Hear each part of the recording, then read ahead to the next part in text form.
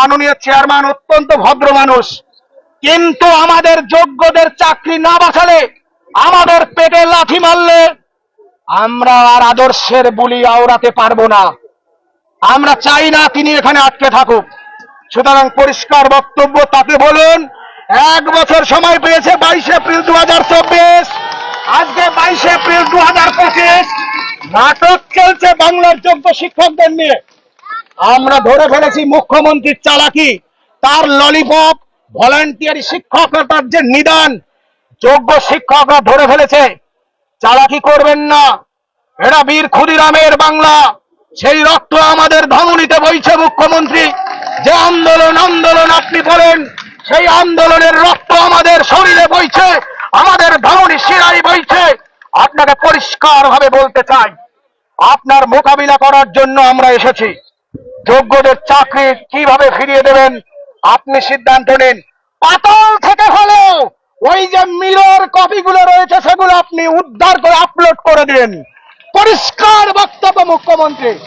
অনেক ছেলে খেলা করেছেন, অনেক ভয় দেখিয়েছেন, আপনার ধমক চমকে বাংলার যোগ্যতম শিক্ষকরা বিন্দু মাত্র ভয় পায় না, এটা আপনাদের বলে রাখি।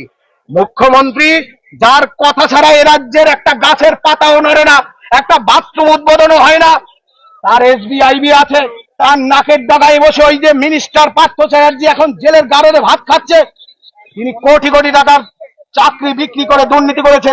এখন পরীক্ষার নাম করে প্রশ্নপত্র পাইলট করে উত্তরপত্র সহ অযোগ্যদের বাড়িতে পাঠানোর একটা গভীর ষড়যন্ত্র করেছে।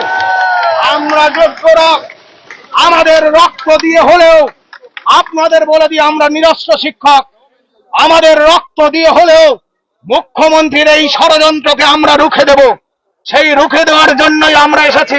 আর যারা পুলিশের প্রশাসনে রয়েছে, আপনাদের মিডিয়ার মাধ্যমে জানাচ্ছি, আমরা যোগ্য থেকে যোগ্যতম শিক্ষক, আমাদের ব্যাপারটা একটু আপনারা দেখুন।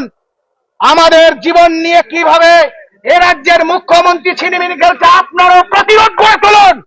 পুলিশ প্রশাসনদের আপনাদের বলবো, আমরা আপনাদের ঘরের সন্তান, আপনারাও প্রতিরোধ গড়ে তুলুন।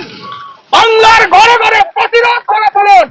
মুখ্যমন্ত্রী যদি সোজাভাবে কথা না শুনতে চায়, কথায় আছে, সোজা আঙ্গুলে ঘৃণা উঠলে আঙ্গুল বেঁকাতে হয়। যোগ্য শিক্ষকরা সবই জানে, মুখ্যমন্ত্রীকে বলে দেবেন।